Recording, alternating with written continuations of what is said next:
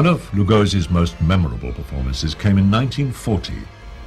To generate interest in Lugosi's performance, he was hypnotized on the set of the film by a family friend, Dr. Manly P. Hall. Let me out, please! I'm suffocating! The film's director, Arthur Lubin, said he had never heard a man die so horribly and convincingly on screen as Lugosi. Even though Lugosi later claimed he was never hypnotized with the scene, experts say he was. The whole hypnosis thing in Black Friday was actually cooked up as a publicity angle because Lugosi just had a very small role in the film. This was around the time where it looked like Universal was really going to get back behind Lugosi and put him back on top again.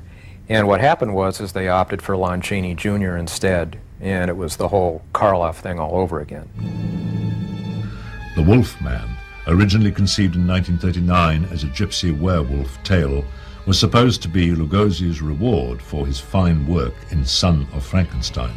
The role instead went to Lon Chaney Jr. On the other hand, smaller studios such as Monogram and Columbia still considered him worthy of star roles.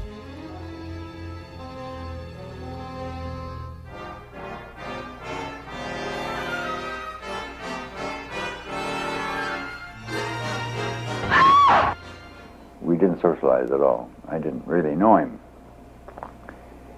I admired him, and he was a very courteous man, and a very calm man, and a very genial man. But he pulled on his red wine all day long, but it never showed. He never missed a line. Given a halfway decent script, Lugosi could bring sympathy and understanding even to the part of a serial killer. What I remember about the first time I saw my father in a scary movie was when the children who were my age, and this was, in the around age 5 or 6, I remember we all went to a movie and all the other little kids were hiding behind the seats because it was a scary movie. And of course, to me, it was just my father. And it didn't frighten me at all, and I wondered what was wrong with these children. And I've never forgotten that event.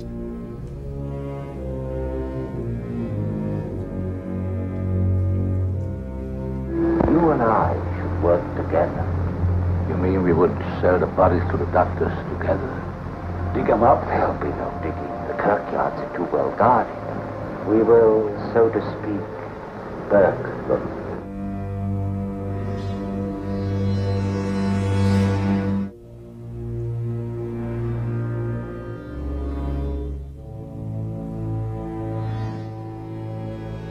That was designed originally just for Karloff.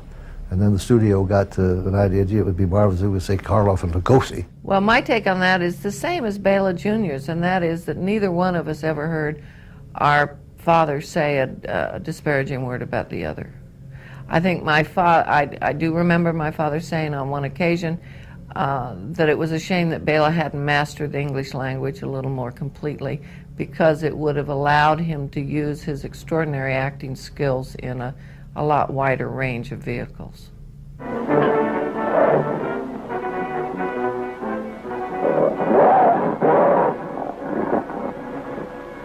back in there! Go back in there! Run!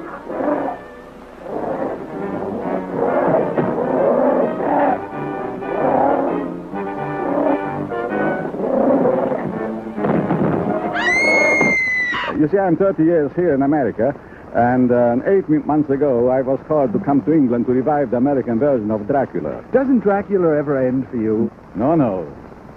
Dracula never ends. In 1955, Lugosi admitted himself to a state-run hospital to cure his addiction to painkillers.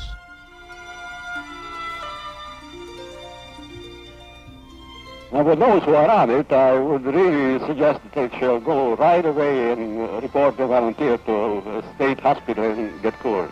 Whatever state they're in. Yes, whatever state they're in. Or to go to a federal hospital.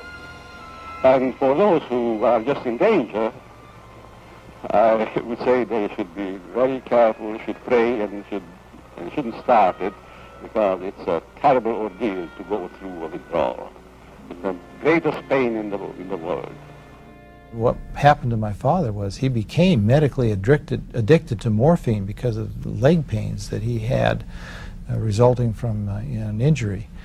And at a very late age in life, he turned himself in to be cured and came out of the hospital completely cured. And I think it was a very heroic effort to do that, because he took a lot of heat from it.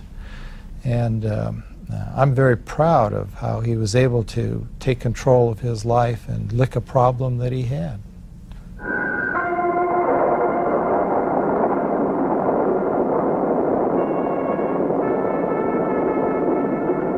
You have no will of your own.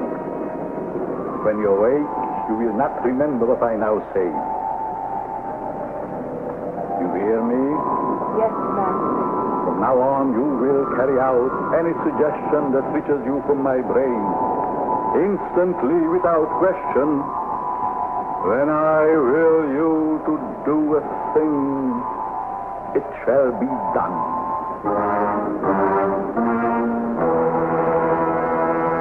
Shortly after his rehabilitation, Lugosi's manager, agent Ed Wood, hooked him up with a local Hollywood TV station to be the host of Shock Theater.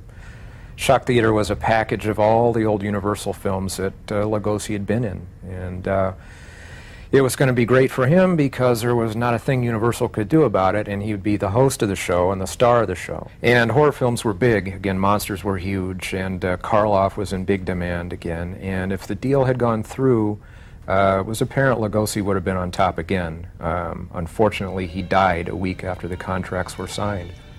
It's ironic that the Shock Theater deal would have been probably the only project that Lugosi and Ed Wood did together that actually made some sense. Yes, I saw Ed Wood. I really didn't find myself very much drawn to wanting to see it, except what I'd heard about Martin Landau doing Lugosi, and I thought he was marvelous in it. I went to see it just primarily because I don't like to vote on the Academy Awards unless I've seen the work. I'd seen all the other actors up, supporting actors up, except that. So I went to see it, and I thought Landau was marvelous in it. I thought he really caught Lugosi so well. Lugosi, in fact, was buried in full vampire costume. Universal Pictures may have prevented Bela from playing Dracula in life, but they couldn't stop him from playing Dracula in death. His dream was that audiences around the world would respond to a Technicolor remake of Dracula.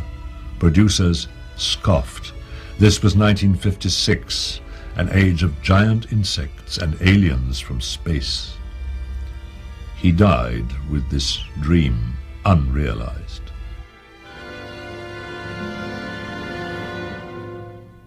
So you try to pay me in flattery, telling me that I'm a dreamer. Well, I do dream. Dreams that you could never guess.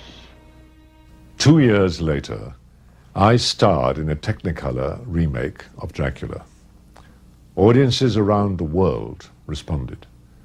Some years after that, I was given this signet ring, a duplicate of the ring worn by Lugosi when he played Dracula.